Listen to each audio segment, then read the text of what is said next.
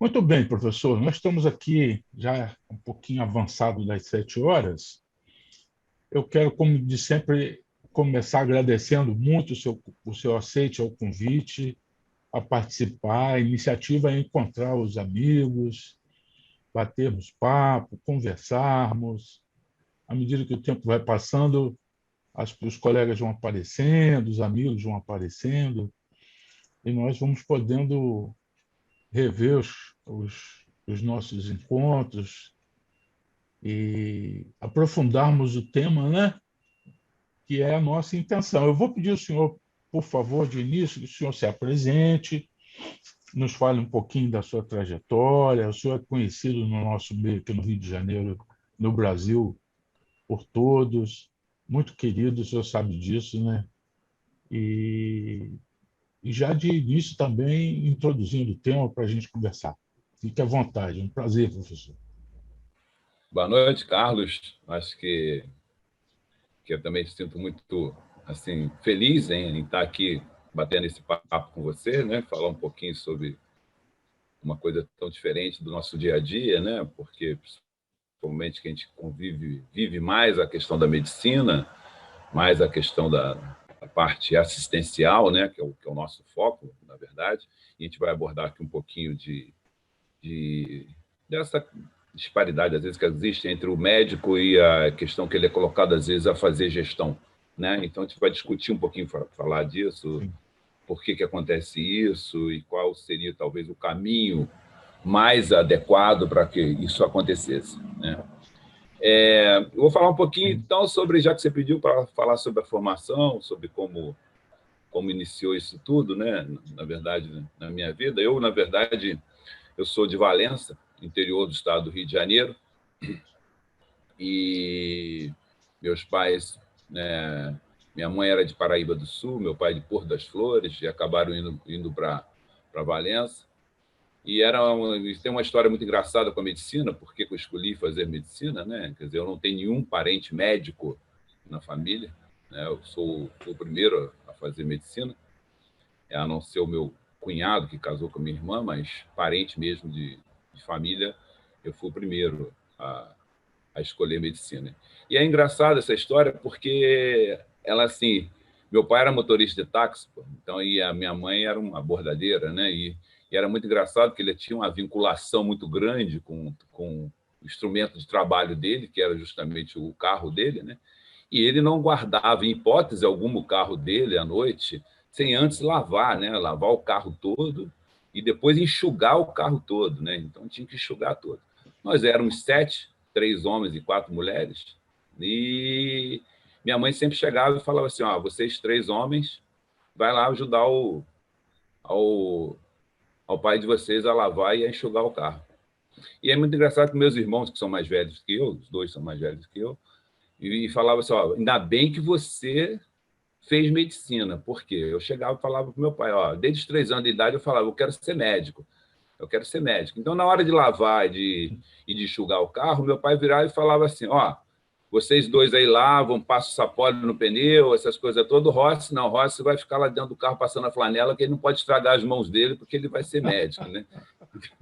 Então, meu irmão já É falava uma assim, boa meu irmão falou: fuga. ainda bem que você ia tomar uma surra se você não tivesse feito medicina mesmo, na verdade, né? Então, na verdade, É, é uma história assim, dessa vinculação até com a questão da medicina, né? Desde os 3 anos que eu fiz essa opção e eu não me arrependo nem um pouquinho de ter feito medicina.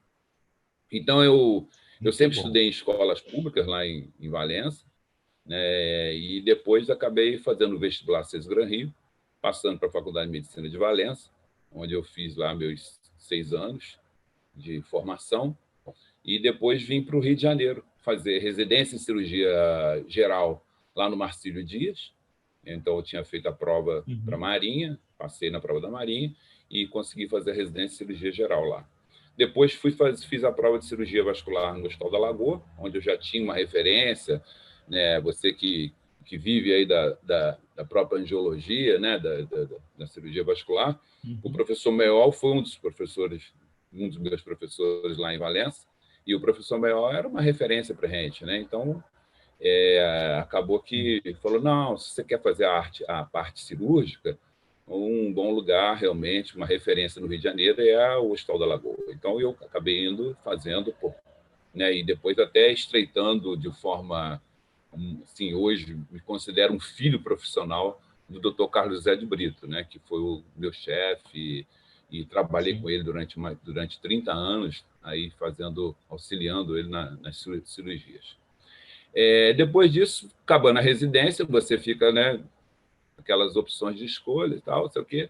Fui parar no Getúlio Vargas, trabalhei durante um tempo no Getúlio Vargas e fiz o concurso do município e passei para o Souza Aguiar, né, onde eu ingressei em 1992, parece, comecei no Souza Aguiar. Fiquei lá, em 96 eu fui, aí que começa um pouquinho da história que a gente vai falar sobre gestão, né? Em 96 fui alçado para ser chefe de serviço, chamado para ser chefe de serviço, e fiquei durante 16 anos como chefe de serviço de cirurgia vascular e endovascular do Hospital Municipal Souza Aguiar, né? Durante esse bom tempo lá. Nesse período eu tive, né, aí várias opções de formação, acabei fazendo mestrado, fiz a própria pós-graduação do Carlos Chagas em cirurgia vascular e angiologia, participei do livro de Dr. Carlos José de Brito, como um dos coeditores. Fiz o livro de trauma vascular, que é um livro que a gente editou em 2006 e que está reeditando ele agora em 2020, era para ser 2020, vai ser 2021, em razão da pandemia. E depois eu fiz um outro livro chamado Top 10, né, e participei do Conselho Regional de Medicina como conselheiro do CREMEST durante 10 anos, professor da Faculdade de Medicina de Vassouras durante um tempo, professor da Faculdade de Medicina de Valença até hoje, que, né, hoje Unifaar, né? Então, basicamente, assim, em termos de formação, foi isso. Depois a gente fala um pouquinho sobre a questão da trajetória dentro da sociedade de cirurgia vascular e angiologia, que a gente começa um pouquinho falando sobre isso depois. Mas, basicamente, essa é a questão da minha formação. Você quer fazer algum comentário aí, falar alguma coisa? Não, absoluto. Vamos seguindo. Vamos falar um pouco agora sobre o tema que nós propusemos, né? Isso. Isso é uma coisa interessante, vontade, né? Eu, na verdade, assim, eu acho que é muito pertinente o tema, né? Porque a gente até nessa questão aí que a gente está vivenciando, né? A questão da pandemia, a gente viu, né, o foco que foi dado aos profissionais de saúde, ao foco que foi dado aos hospitais, né, a rede SUS como um todo, né? Então, acho que isso é muito importante a gente falar um pouquinho sobre isso, porque a gente viu, né, um movimento muito grande dos profissionais buscando uma formação em termos de gestão em saúde. Por que isso, na verdade? Porque existe uma cultura que é o seguinte, né? Os médicos, na verdade, eles não têm nenhuma ou muito pouca formação em gestão durante a faculdade de medicina. Você não é treinado, você não é dispensado a você nenhum tipo de habilidade para fazer gestão. Então, você acaba aqui entrando nesse meio de gestão por uma questão de ascendência técnica, né? Então, você se tornou um médico lá que teve o seu destaque, acabou você, por isso, você foi chamado a chefe de serviço, e, de uma forma natural, você, às vezes, é chamado para coordenar uma clínica cirúrgica, aí você depois é chamado para ser um diretor do hospital, entendeu? Mas isso, na verdade, influencia diretamente na questão do quê? Das opções que aquela pessoa tem, né? De fazer, de projetar alguma coisa quando ele chega num cargo desse. Por falta de bagagem, né, ele, às vezes, ele não tem a noção da estrutura toda que é jogada aos seus cuidados, né? Então, uma coisa é você ter o seu domínio assistencial, a outra coisa é você ter a questão da administrativa de um hospital. A questão administrativa do hospital ela envolve não só o RH, não só o corpo clínico, mas envolve toda a infraestrutura do hospital. Então, você vai começar a ter que entender de caldeira, você vai ter que entender de segurança, você vai ter que entender de proteção de incêndio, você vai ter que ter ar-condicionado, quais são os tipos de ar-condicionado que tem. Quer dizer, então, não só a coisa que é pertinente à assistência, mas também entender um pouco da estrutura administrativa de um hospital, seja ele um hospital pequeno, de poucos leitos, seja ele um hospital grande. Né? Então, isso, na verdade, você não tem uma formação para essa questão. Então, você passa a lidar com aquilo ali de uma forma assim, que você foi jogado ali. E aí, se você tiver algum tino para isso, você acaba desenvolvendo e fazendo uma boa gestão. Mas o certo, o correto, seria você procurar ter um tipo de formação, pelo menos para você ter conceitos básicos que você possa aplicar durante a sua gestão. Né? Então, existe alguns modelos, né, os modelos que a gente sempre viu falar, que a gente chamava de modelo DIAD, que era o quê? Você pegar um profissional de saúde, né, esse cara que teve ascendência técnica, e fazer uma dupla com um executivo, um cara que tenha uma visão administrativa melhor do que a sua. Então, você, com isso, essa junção, poderia ter um resultado que fosse melhor do que a ação individual daquele profissional de saúde sozinho ou a ação isolada daquele executivo que não tem a visão da parte médica. Isso daí, esse modelo DIAD, na verdade, assim, foi um exemplo que foi muito bem sucedido na Mayo Clinic. Né? A Mayo Clinic, até 2015, ela tinha esse tipo de gestão. Ela tinha uma gestão onde tinha um diretor médico, que era o cabeça, e tinha um diretor executivo. Né? E ela não pode, a gente não pode aqui, em hipótese alguma, questionar o sucesso dela. Apesar de ter algum tipo de ressalvas. A gente sabe muito bem que isso ele pode ter alguma influência na questão principalmente às vezes, das escolhas, né, das decisões. Né? Às vezes você pode tomar uma decisão que você julgue interessante para a parte clínica e o executivo achar que aquilo ali não é interessante. Então, você começa a ter algum tipo de conflito com isso. E, a partir do momento que você tem conflito, aí realmente a gestão ela fica prejudicada. Né? Então, acho que esse modelo ele é criticado, às vezes, por essa questão, porque ele pode gerar o conflito e, a partir do conflito, você não vai mais ter aquilo que você busca, que é resultado. Né? Então, acho que é entender isso. Então, se você pudesse buscar um modelo ideal, qual seria o modelo ideal? É que esse profissional de saúde tivesse uma formação, né? A gente chama até um modelo que é chamado modelo pipeline, que é você fazer a evolução dentro de alguns anos e você fazer com que esse profissional tenha uma formação completa para fazer gestão. Né? Então, ele começa com uma gestão individual, um médico que é líder, depois ele passa a ser um líder de mercado, ele passa a ser um líder de empresa, entendeu? E ele vai galgando dentro da estrutura a questão da visão que ele tem clínica, né, que eu acho que é fundamental numa unidade hospitalar, e, com isso, já com uma formação administrativa, né, uma visão de tudo.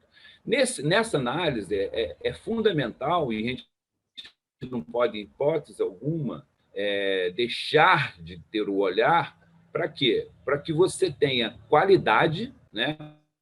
Eu acho que é fundamental, você busca a qualidade, mas nós temos que botar nessa equação o custo. Não adianta eu buscar uma qualidade enorme num custo enorme. Isso daí vai gerar algum tipo de alteração, de déficit para o investidor ou para o próprio governo. Então, nós temos que analisar isso e buscar esse equilíbrio, fazendo que você entregue um valor que tenha qualidade, mas que esteja dentro de um custo racional, não seja uma coisa absurda, né, em termos de custo. Então, acho que esse modelo onde você investe na formação do que ele faça uma gestão mais equilibrada.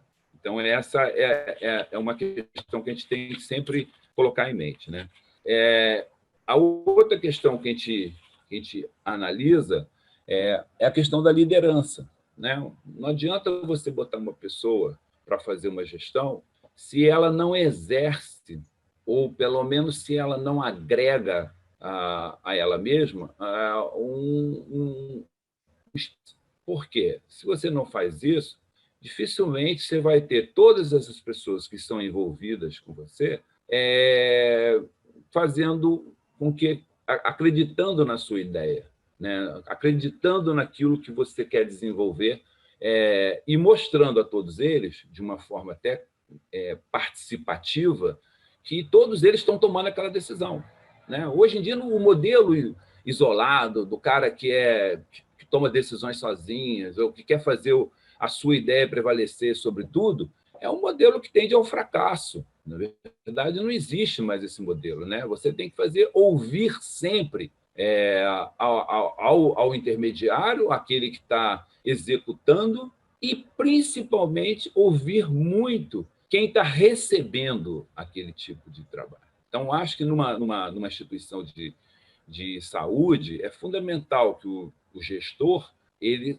faça parte de forma igual ao quem está fazendo a execução daquele seu trabalho, né, que é o corpo clínico, que é todo o corpo hospitalar, e o seu cliente, que, no caso, é o paciente, né? Então, se você conseguir um equilíbrio, se você conseguir uma satisfação desses dois setores que estão diretamente relacionados à sua gestão, com certeza você vai, pelo menos, conseguir fazer aquilo que você planejou para o seu trabalho, né? Então, eu acho que é fundamental nessa questão, para que você tenha gestão, você tenha principalmente em mente planejamento, né?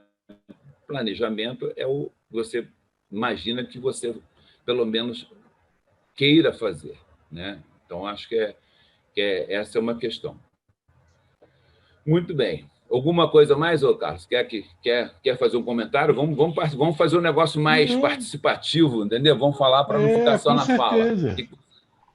Com certeza. Eu sei que o senhor viveu várias experiências nesse sentido e começou lá pelo Souza Guiar e eu tive a oportunidade de conhecer o serviço, conhecer o hospital, sei das dimensões que o hospital tem e das necessidades que os serviços têm lá. Queria que o senhor falasse um pouquinho de início sobre as dificuldades que o senhor encontrou lá na época, qual foi o aprendizado naquele primeiro momento, né? Muito bem. O Souza Guiar foi realmente uma experiência assim, ímpar na minha vida, né? Na verdade, o Hospital da Lagoa, que era um hospital federal, e era um hospital que a gente chama, né, hospital da rede pública, mas era um primo rico, né, teoricamente, comparado com os hospitais municipais e hospitais estaduais, né? Para você ter noção, você vai entender um pouquinho mais, porque envolve uma questão técnica, né? A nossa caixa de instrumental cirúrgico do Hospital Souza Guiar, ela era uma caixa pequena, talvez de 7 centímetros por 15 centímetros, onde envolvia 2 dissecções de DeBake, que são dissecções para cirurgia vascular, né? Envolvia 2 clamps de joelho, e havia uns bulldogzinhos perdidos lá, que são os clamps mais delicados. Não tinha mais nada, entendeu? Não tinha nenhum outro material cirúrgico. Eu olhava naquilo ali e achava um absurdo, porque na cirurgia vascular, no Hospital da Lagoa, nós tínhamos 4 caixas de cirurgia, cada caixa de cirurgia tinha pelo menos uns 80 instrumentos cada um. Era tesoura de potes com ângulo de 45 graus, de 60 graus, de 90 graus, era tesoura de Metzenbauer de todos os tamanhos, era clamp de aorta, clamp Satinsky, quer dizer, todos os materiais cirúrgicos pertinentes à cirurgia vascular eram disponibilizados no Hospital da Lagoa. O Souza Guiar não tinha nada, absolutamente nada. E nós éramos colocados a fazer procedimentos da mesma envergadura que se realizava dentro do Hospital Federal da Lagoa. Então, quer dizer, você começa a ter que utilizar de toda a sua criatividade para fazer o procedimento cirúrgico. Chegava o paciente, chegava, né, a lesão, aneurisma roto, chegava o baleado, você tinha que tratar, não tinha outra alternativa. Então, você começa a criar alternativas para fazer o procedimento acontecer e ter resultados, né? Nada adiantaria se nós fizéssemos o procedimento e o paciente fosse a óbito. Então, você tinha que fazer procedimentos e esses procedimentos tivesse resultados bons, né? Então, não valeria a pena continuar lá dessa forma.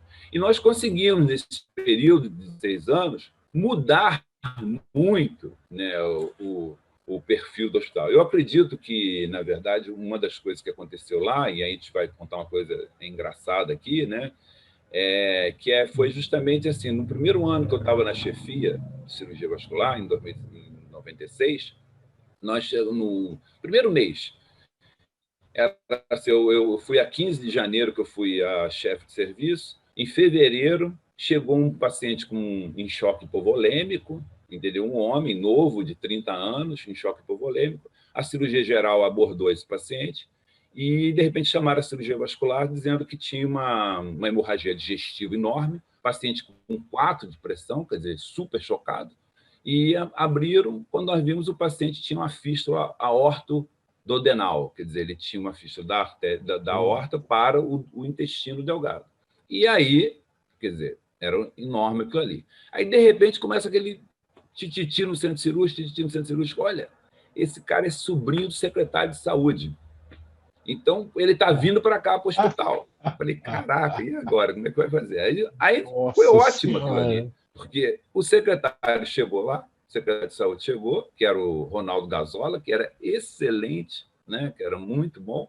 Ele chegou na unidade e entrou lá e falou, pô, como é que está? Aí o pessoal já tinha meio que contido o sangramento, o paciente já tinha restabelecido um pouco a sua pressão, a gente já tinha mais ou menos controlado, separado o duodeno lá, ressecado o duodeno que estava fistulizado com a aorta, e nós separamos a aorta, ressecamos a aorta, porque ela tinha uma infecção ali pelo próprio conteúdo intestinal, ressecamos e ficou faltando um pedaço assim, de uns 10 centímetros da aorta. E aí? O que nós vamos fazer? Aí ele olhou para dentro do centro cirúrgico, ele era cirurgião também, né? Ele olhou para assim, e aí, como é que vocês vão fazer isso? Aí eu falei, pega a nossa caixa de prótese. Aí a caixa de prótese, o que era a nossa caixa de prótese? Era uma caixa que nós pegávamos o material que sobrava da cirurgia eletiva lá do Hospital da Lagoa, a gente cortava, fazia uma aorta bifemoral, usava um pedaço do enxerto de Dacron. Eu ressecava um pedaço daquele Dacron, sobrou esse pedaço. O que vai fazer com esse pedaço aqui? Esse pedaço vai ser jogado fora. Opa, então deixa que a gente leva para o Souza Guiar.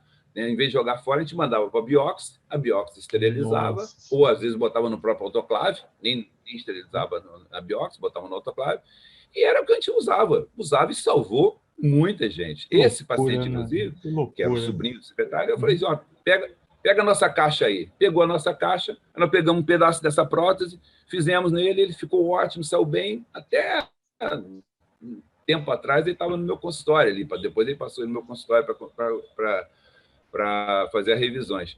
E aí ele olhou aquilo, o secretário, e falou, não, peraí, isso não é absurdo, isso não pode ser assim, não sei o quê. Aí ele providenciou, aí comprou material cirúrgico, comprou Dacron. Então, a partir daquele momento, tanto eu lá no Souza, o Alexandre Essinger lá no Miguel Couto, e o Ivan Arbex, nosso saudoso Ivan Arbex, lá no Salgado Filho, e era uma coisa legal que nós três tínhamos a mesma, assim, nós éramos muito alinhados, entendeu? Então, se ia comprar material para mim, lá para o Souza, eu falei, não, peraí, mas tem que comprar para o Miguel Couto, tem que comprar para o Salgado Filho. Se vai comprar para o Miguel Couto, tem que comprar para o Souza, tem que comprar para o Salgado. Então, a gente ia lá para a secretaria, era ótimo, porque os três iam solicitar coisas para você desenvolver um trabalho. Então, ali nós começamos a reformular o serviço, aí o serviço passou a não só ser uma referência para a cirurgia do trauma no Brasil, como também ser uma referência para a cirurgia vascular de uma forma geral. A gente começou a ter, hoje, a gente formou 100 residentes lá, foram mais de 100 residentes formados no Souza Guiar, todos eles hoje são ótimos, excelentes, assim, pessoas que, se eu tivesse assim, ó, tiver alguém para me operar, pode ser um ex-residente do Souza Aguiar, porque eu tenho certeza que eles são profissionais excelentes, entendeu? Com Então, certeza, com certeza. essa foi a minha história com Souza. E depois a gente foi caminhando assim como a cirurgia vascular caminhou. Né? A gente conseguiu arco em C para fazer procedimentos endovasculares, a gente conseguiu, junto à secretaria, os materiais necessários para que fossem feitos esses procedimentos. E aí o Souza Aguiar passou, realmente, hoje, um serviço muito respeitado, né? É uma referência no Rio de Janeiro para a cirurgia vascular. Sim, os meninos estão lá ainda, a Rita está comandando o Oi? serviço. Uma experiência difícil que aconteceu alguns dias atrás, algumas semanas, com aquele tiroteio aqui no Rio de Janeiro, e graças a Deus que foram lá para o Souza, né? O Cláudio passou por uma experiência chata, mas conseguiu chegar a tempo, ajudar. E é um hospital de referência realmente, sempre foi. É um serviço maravilhoso. E dali, professor, o senhor seguiu para outros serviços, não foi? Sim, eu saí do Souza, fui para o Hospital da Lagoa, fiquei no Hospital da Lagoa mais uns 2, 3 anos, aí lá no Serviço de Cirurgia Vascular, no Hospital da Lagoa. E aí, em 2014, que eu fui chamado para assumir a direção do IECAC, do Instituto Estadual de Cardiologia do Estado do Rio de Janeiro, né, a Luiz de Castro. Aí que eu fui fazer a parte Sim. administrativa. Aí vem aquilo que nós falamos, né? Quer dizer, então você pega uma pessoa que vinha de uma certa forma com uma ascendência técnica só, pura, e passa a exercer um cargo administrativo mesmo dentro de um hospital, né? Quer dizer, por mais que você faça um colegiado, né, faça um conselho gestor, você é jogado a fazer administração sem assim, estar com todo o embasamento no IECAC, mas foi uma experiência muito positiva. Nós chegamos no IECAC, né, eu não era da instituição, quer dizer, então tem sempre aquele baque, né, que está vindo um médico que não é daqui para ser diretor daqui, quer dizer, então qual vai ser o tipo de abordagem que ele vai ter ao corpo clínico, como que ele vai levar em consideração. E foi muito interessante esse período nosso lá, porque quando eu cheguei lá, é lógico que tinha 1000 reservas, né, contra a minha ação lá dentro. Mas Sim. a gente pegou um hospital que estava com um período assim ruim, quer dizer, um potencial de 115 leitos, mas só tinham 75 leitos ativos, né? O movimento cirúrgico era um movimento cirúrgico aquém daquilo que o potencial do hospital poderia realizar, principalmente na cirurgia vascular, não digo nem na cirurgia cardíaca e na hemodinâmica, que, na verdade, são as 3 pontas do hospital. Né? O hospital, na verdade, ele tem um foco maior para a cirurgia cardíaca, ele tem um foco maior para a hemodinâmica, mas temos serviço de cirurgia vascular lá dentro. Então, se você tem uma noção, a cirurgia vascular de lá fazia, em média, 70 cirurgias por ano. De ano para 70 por mês. Quer dizer, o Que beleza. o corpo clínico, aí é o que eu falo, né? Essa participação, essa divisão de funções, essa ouvir a opinião das pessoas, é fundamental quando você está fazendo gestão. Por quê? O que a gente chamou ali? A gente chamou o pessoal do corpo clínico, que estava muito incomodado com uma coisa que existia, que era o chamado de ronda. A ronda era o quê? O cara passava lá, o regime de plantão era 24 horas. O cara chegava às 7 horas e saía às 7 horas do outro dia. Mas a ronda passava meio-dia, via se o cara estava lá. Depois passava às 6 horas, via se o cara estava lá. Passava meia-noite, via se o cara estava lá. E passava 4 horas da manhã para ver se o cara estava lá. Os caras ficavam incomodados, porque você estava 4 horas da manhã, você estava no teu repouso, o cara batia em você. Pô, você é o Carlos? Sou. Então tá bem, vai embora. Aí vai embora. E isso era uma coisa que chateava muitas pessoas. Desagradável, né? Aí eu falei, pessoal, nós podemos eliminar isso, desde que vocês estejam comigo. Entendeu? A gente pode eliminar isso, a gente faz o seguinte: eu não quero saber mais se você, né? Não vou saber mais ficar correndo atrás de você aqui. Mas, em vez de você fazer uma cirurgia cardíaca, que você comece às 7 horas e termine 1 hora da tarde, eu quero que você faça 2. Comece outras 3 e termine às 8. Entendeu? A cirurgia vascular, em vez de você fazer uma cirurgiazinha só de manhã, você pode fazer 5 cirurgias no dia. E eles, né, responderam a essa solicitação. E respondendo a essa solicitação, o hospital começou a produzir. Então, dos 75 leitos que nós tínhamos ativos, em questão de tempo, nós voltamos para os 115 leitos efetivos. Todo mundo, todos os leitos, a sua potencialidade estava em pleno funcionamento. Entendeu? A hemodinâmica passou a fazer quase 300 cateterismos por mês. Né? Se fazia... Sim, uma referência, não? Uma Exatamente. referência Então, para o Rio nós de zeramos, Janeiro uma e época, nós zeramos excelente, né? toda a demanda que tinha a regulação de infartados. Né? Não foi simples assim, é lógico que você tinha que convencer as pessoas, você tinha todo o trabalho. A pessoa fala, mas você acha que você está dando assistência melhor trazendo o doente para cá, mesmo não tendo, às vezes, uma condição X ou Y ou Z? Eu falei, olha, você pensa bem, você acha que esse cara que está infartado, que está numa UPA lá em Caxias, ele vai ser melhor atendido que um hospital especializado em cardiologia? Não vai ser, nunca. Né? Ele vai ter a visão do cardiologista, ele vai ter a questão da assistência ali. E eu falei só, eu estou trazendo um problema para mim, porque quando o doente chegar para você aqui, você vai aonde falar assim, Rossi, agora eu quero que resolva esse material que está faltando. Eu vou ter que correr atrás disso, mas o doente vai se beneficiar. Então, na verdade, se eu quisesse me acomodar, eu deixava do jeito que dava, entendeu? Não funciona muito. Com certeza. Faz um pouquinho meio de campo ali e pronto, acabou. Então, acho que essa questão... deixa acontecer só, né? Sim. Exatamente. Deixa só acontecer.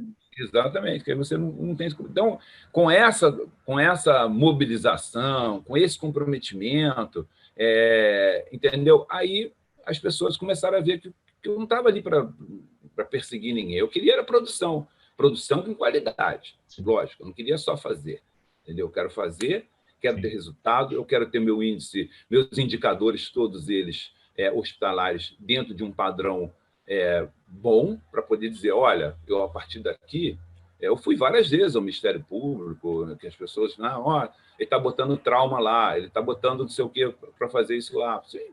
Eu falei, se tiver doente cardiológico, doente de cirurgia cardíaca, para ser feito de madrugada, e eu tenho a estrutura, eu tenho o médico, eu tenho o RH, eu tenho vaga, por que esse doente não vai para mim? Entendeu? Ele tem que ir.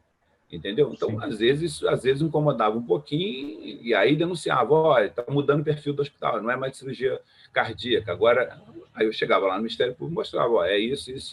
O que a senhora acha? Não, está correto, a gente ir embora. Quer dizer, então, é lógico que para isso, a mudança de cultura, a mudança assim, para que haja um engajamento maior, você tem que passar a mostrar dados para aquela pessoa, para que ela acredito naquilo que está acontecendo. Né? Então, acho que o IECAC foi um exercício enorme para mim. Eu passei por um período onde a crise no Estado, financeira do Estado, estava assim, no seu cume, né? Quer dizer, estava em cima... No auge, né? No auge dela, na verdade, a tanto que o próprio governador declarou estado de como ele fala, de calamidade pública, né? Então, ele instalou calamidade pública por questões de não ter como fazer investimento, de não ter como comprar material, de não ter como ter recursos financeiros. Quer dizer, então, foi um período assim, crítico, mas eu acho que tem um lado legal disso tudo, que nesse período crítico, apesar de todas as dificuldades, a gente conseguiu fazer uma administração onde o resultado, que era justamente você ter o maior número de pessoas atendidas, com um resultado positivo, quer dizer, com atendimento, foi muito interessante. Isso nós mostramos, né? O número de atendimentos, o número de cirurgias, os indicadores todos, a nossa taxa de óbito era baixíssima, a nossa taxa de infecção era baixíssima, muito abaixo das referências internacionais. Quer dizer, então, era foi um exercício muito interessante em termos de gestão disso. E daí do IECAC eu fui passar por um período de experiência, quer dizer, fui alçado para ser o diretor executivo da Fundação Saúde, onde ela administrava 11 unidades hospitalares, inclusive o IECAC. Né? Então, aí é que o negócio fica mais, eu estou te falando, cada vez que passa, né, o caldo vai engrossando, né? Entendeu? Então, aí você passa a ser um administrativo desse. A gente estava fazendo um projeto interessantíssimo de recuperação de financeira, de salários, de remuneração para os funcionários. Estava num projeto muito legal. A gente estava num projeto de aproximação, que é o que eu falo sempre, cara. Eu acho que esse é talvez a minha maior característica, entendeu? Eu gosto da proximidade com as unidades que estão subordinadas à gerência, entendeu? Então, acho que ela tem que ter... Eu acho que você tem que inverter o fluxo. Em vez de você jogar de cima para baixo, ele tem que ser jogado de baixo para cima. Até porque eu já fui isso. Então, eu posso falar por experiência que eu já fui as 3 pontas. Eu já fui front, já fui meio e já tive no fim, entendeu? Então, eu acho que, na verdade, assim, eu vejo que o front é o que te passa o caminho, entendeu? O front é que vai te dizer, na verdade, as necessidades e qual o direcionamento que você quer dar para a sua empresa ou para a sua instituição. Isso é fundamental, entendeu? Eu acho que é de tudo para isso, entendeu? Então, acho que eu vejo essa parte. Eu acho que quando você faz gerência, você envolve assim liderança visionária, quer dizer, você não existe a gerência, não existe a gestão sem você pensar naquilo que você quer para frente, né? Não adianta nada você ficar ali cozinhando em banho-maria, entendeu? Então você vai fazer mais do mesmo. Aí isso daí me incomoda, entendeu? Eu acho que você tem que ver assim, qual é o caminho que você quer ter, aonde você quer chegar, né? Então eu acho que é mais ou menos por aí. Eu acho que você tem que ter um sistema de metas, né? Eu ouvi uma vez até há pouco tempo agora, né? Não sei se você teve a oportunidade de ver uma live do Carlos Brito, do filho do Dr. Carlos de Brito, que é o CEO da IB Embev, né? Na verdade, ele falou uma coisa que é verdade. Você nunca deve ter uma meta só, porque uma meta só, primeiro, se você alcançar a meta, já não tem mais graça nenhuma, entendeu? Acabou. E, na verdade, você tem que ter mais de uma meta, porque uma meta você dá enfoque aqui, outra ali, você vai, de uma forma conjunta, você faz uma mudança maior do que se você se preocupar com uma só situação. Entendeu? Eu acho que isso é mais ou menos isso que você tem que ter mesmo. Acho que você tem que ter vários focos de ação para que você tenha um movimento maior dessa estrutura, que é uma estrutura muito grande. Porque assim você mexe, melhorei muito a questão do RH. Sim, mas a questão estrutural, o parque tecnológico, entendeu? E a relação de segurança do funcionário que trabalha ali, você não caminhou, entendeu? Então, é fundamental que você tenha essa visão global e que você tenha vários focos de ação para que você possa, de uma forma equilibrada, uniforme, fazer a movimentação daquela estrutura ali. Entendeu? Eu acho que isso é muito importante. Né? Existe até uma citação, acho que é de Taublet, que é um dos gestores, que fala assim, você na vida você tem que ter metas.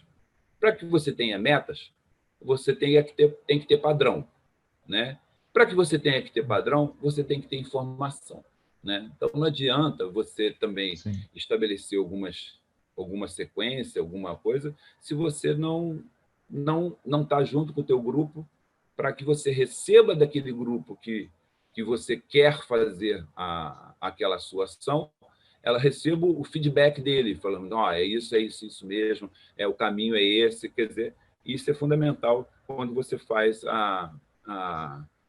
você pensa em fazer gestão. Nessas vivências, professor, qual foi a maior dificuldade que o senhor encontrou nos 3 níveis que o senhor pôde vivenciar? Né? Quais foram as maiores dificuldades que o senhor encontrou?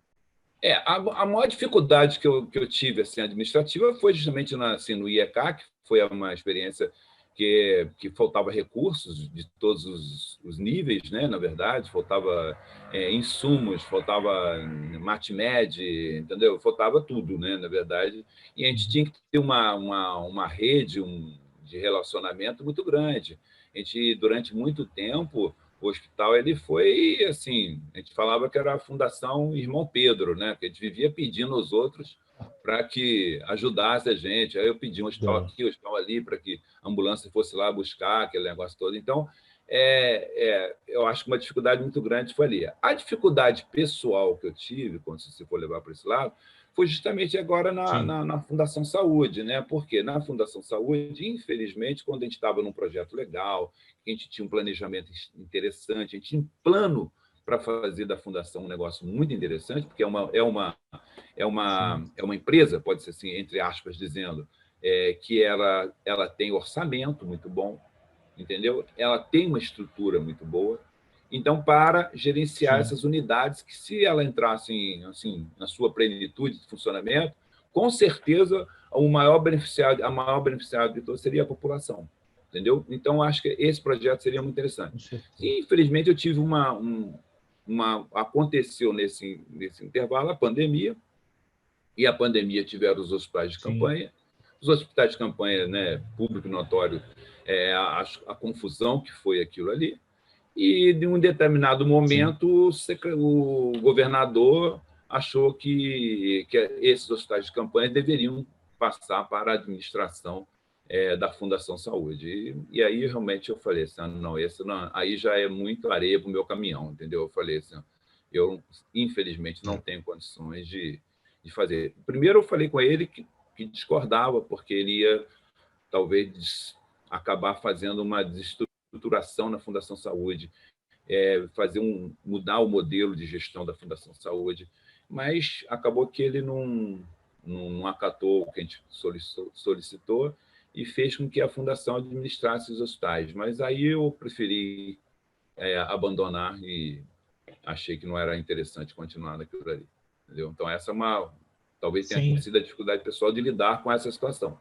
Mas se você me perguntar se eu me arrependo, eu falo que não, tomaria a mesma decisão hoje, abandonaria da mesma forma, entendeu?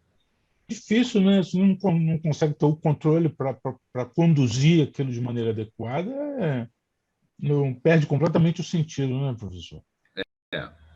Não, na verdade, assim, há muita coisa errada, Carlos. Eu vou te falar isso porque essas coisas erradas, elas se tornaram públicas. Inclusive, o documento que a gente fez, um documento muito robusto, na verdade, a gente emitiu esse documento público para a Secretaria Estadual de Saúde, para a Procuradoria-Geral do Estado, para o TCE, para o Ministério Público. Quer dizer, cara, era humanamente impossível você administrar uma coisa que foi na sua gênese, foi totalmente mal concebida, entendeu? Então, não dava, era impossível. É o que eu te falei. Para você construir um nome, na verdade, dentro da medicina, ou dentro da sua empresa, dentro da sua vida, você vai em formação, né? Eu considero que eu acho que, na verdade, nós somos um grande painel de mosaico, né? Eu me considero isso. Então, eu tenho peças da minha família, quer dizer, lógico que o arcabouço é a minha família, né? O substrato, aquilo que me dá suporte, é a minha família, mas você vai sendo lapidado por uma pessoa que te ajudou na faculdade, outra pessoa que te ajudou na formação, que te ajudou ali no hospital, e você vai fazendo isso, e cada pecinha dessa que fez parte da sua vida te ajuda a se construir como pessoa, né? Dentro de um processo que você julga que é normal, que é honesto, que é responsável, entendeu? Aí, de repente, você vai entrar numa situação da qual você não vai ter controle, e que o seu nome, em questão de 10 segundos, vai se tornar um nome ruim, entendeu? Uma mídia totalmente negativa, aí eu acho que eu sempre botei na balança, e aí eu volto àquilo que nós falamos no início aqui, eu volto aos meus 3 anos e digo que que eu escolhi fazer medicina, entendeu? Eu gosto realmente de fazer medicina. Eu gosto realmente do medicina. paciente, eu gosto realmente de gente, entendeu? Então, na verdade, eu não trocaria nada da minha vida por fazer medicina, né? Então, eu acho que, na verdade, é o que eu gosto, é o que eu escolho. Por que eu entrei no campo de gestão? Por que eu estou fazendo hoje um curso de gestão na COPEAD? Porque eu acho que a gente pode mudar um pouquinho. Eu acho que nós temos um potencial enorme de poder melhorar a saúde no Brasil. O nosso sistema único de saúde, cara, não existe igual. Ele é fenomenal, entendeu? Sim. Se ele for aplicado, se ele for de forma correta, trabalhado, não existe. Ele é muito bom, entendeu? Eu acho que ele é completo, entendeu? Infelizmente, nós somos 220 milhões de pessoas, entendeu? Hoje, com o sistema, com a parte financeira das pessoas perdendo, ele é muito requisitado, né? E não dá vazão para todo mundo. Sim. Mas, se for um pouquinho mais bem gerenciado, você pode ter certeza que ele vai atingir e atinge muito bem as pessoas, vai responder de forma... Resultados muito bons, né?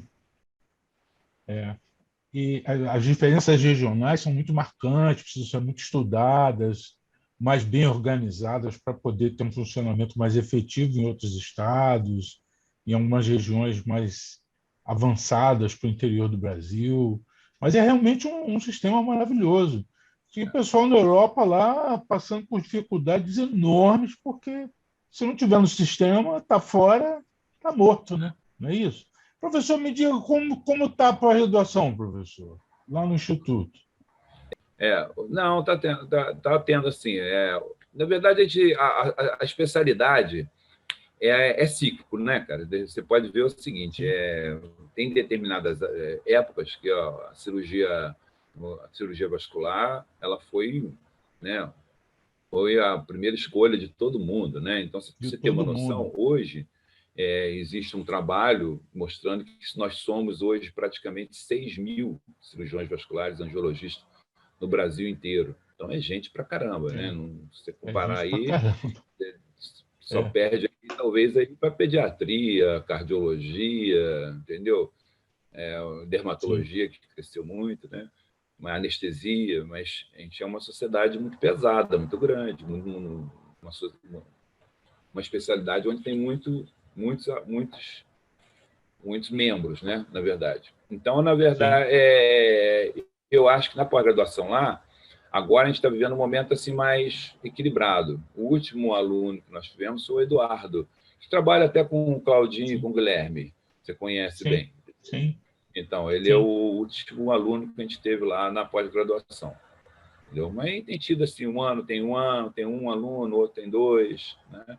A questão da quebra do intercâmbio que nós tínhamos com os países sul-americanos, isso prejudicou um pouco, né? Porque a pós-graduações tinha muito de alunos do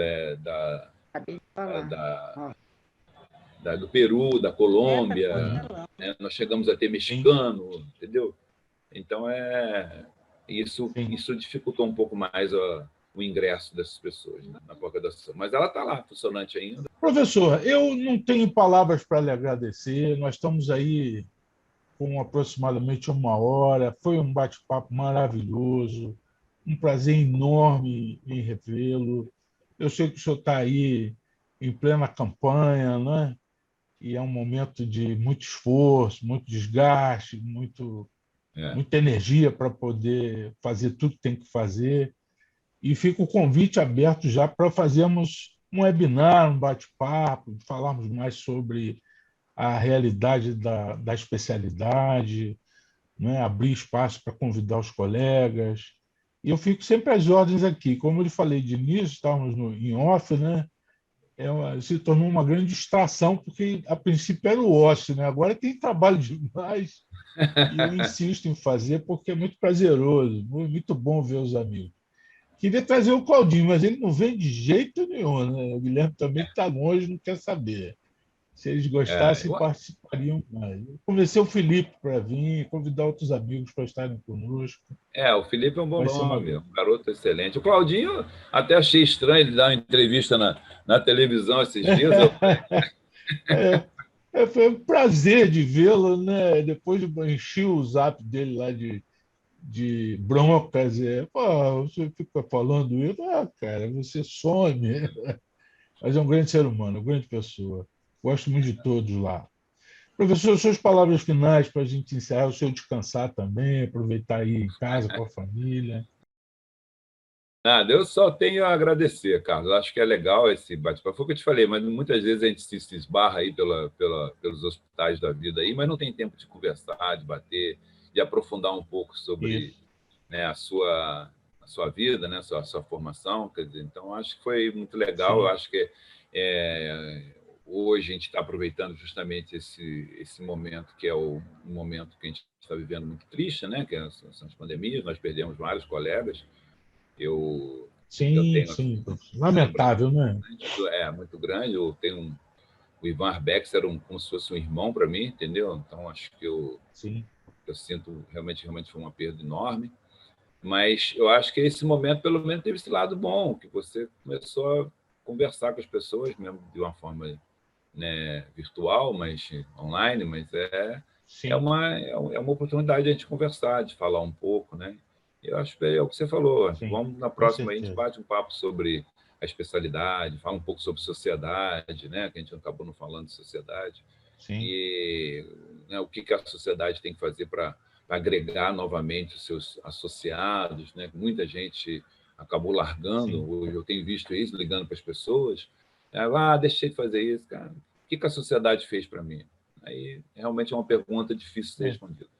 Mas eu só tenho a é, agradecer, entendeu, a você pelo convite. Você é um cara que eu tenho um carinho enorme, né? Uma pessoa que eu gosto sim. muito. E estou à Também, disposição professor, para também. qualquer dia que você queira aí, Muito a gente honrado sempre com participar a disso. sua presença, com a sua palavra, né? E é um prazer enorme encontrar o senhor. Muito obrigado, eu agradeço muito. Tenha um bom descanso, viu? Tá Uma bom, semana tranquila, um fim de semana tranquilo. Estou às ordens, tá tá bom? ótimo. Obrigado aí. Muito obrigado a todo Tudo de mundo bom que para você assistiu aí, tá? aí. Um grande Todo abraço, mundo que professor. assistiu aí, né? Valeu. Um Isso. abraço. Fica com Deus. Um grande abraço. Bom fim de semana.